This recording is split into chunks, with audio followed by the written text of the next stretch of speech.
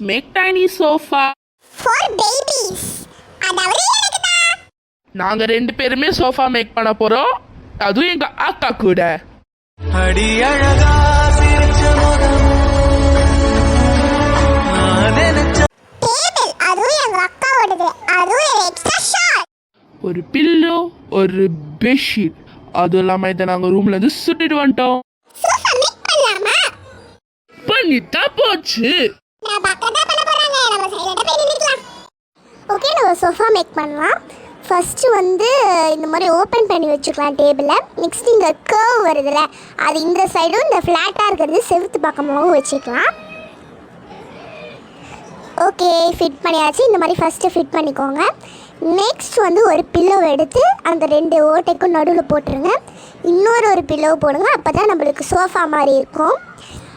Okay, போட்டாச்சு. Next வந்து இன்னொரு பில்லோவை எடுத்து இந்த மாதிரி நிற்க வச்சுக்கலாம். அது வந்து சோஃபா சாய்வோல அந்த மாதிரி வந்து இது இருக்கும். அந்த ரெண்டு ஹேண்டலும் பிடிச்சிக்கலாம் உட்காந்துட்டு. இது இப்போ எங்ககிட்ட இந்த பெட்ஷீட் தான் இருக்குது. ஸோ அந்த பெட்ஷீட் வச்சு நான் இந்த சோஃபாவை ஃபுல்லாக கவர் பண்ணிக்கிறேன்.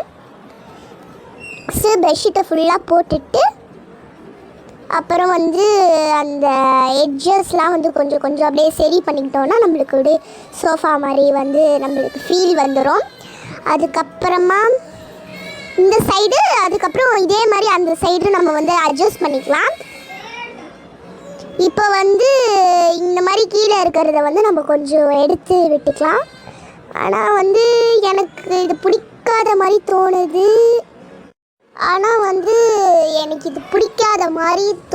ஏன்னா வந்து நடுவில் சென்டரில் வந்து கொஞ்சம் இதுவாக இருக்குல்ல. அதனால் என்ன பண்ணிக்கலாம், நம்ம திரும்பியும் அதை எடுத்து ரெண்டாக மடித்து போட்டோன்னா நம்ம கீழே அவ்வளோவா வராது, சைடில் தான் வரும்.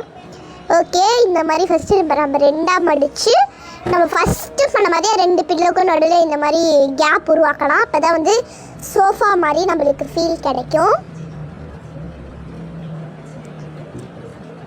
ஓகே, பண்ணியாச்சு. இப்போது இந்த எக்ஸஸாக இருக்க துணிலாம் வந்து என்ன பண்ணலாம், சைடில் வந்து நம்ம ஓட்டை மாதிரி தெரியும், அந்த ஓட்டைக்குள்ளே வந்து சொறி விட்டுக்கலாம்.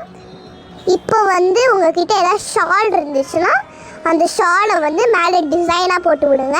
டிசைனர் ஷால் இருந்துச்சுன்னா இன்னும் சூப்பராக இருக்கும். ஆனால் என்கிட்ட இந்த பிளாக் பழைய ஷால் தான் எடுத்திருக்கேன்.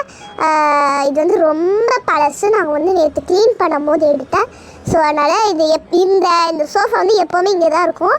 யூஸ் பண்ணுற ஷால் போட்டோன்னா எடுத்துருவாங்களே. ஸோ அதனால் ரொம்ப பழைய ஷால் தான் வந்து நான் எடுத்து போட்டிருக்கேன்.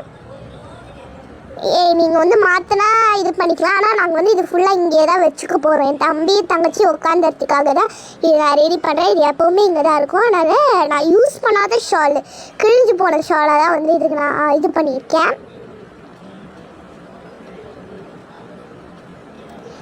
ஓகே, போட்டு முடிச்சாச்சு.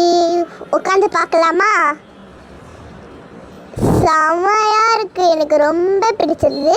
இப்போ நம்ம தங்கச்சியெல்லாம் கூப்பிட்டு ட்ரையல்ஸ் பார்த்துடலாம்.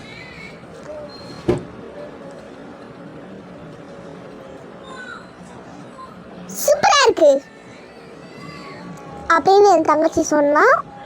நெக்ஸ்ட் என் தம்பி வந்து உட்காந்துட்டு இல்லாத அட்டகாசம்லாம் பண்ணிகிட்ருக்கான்.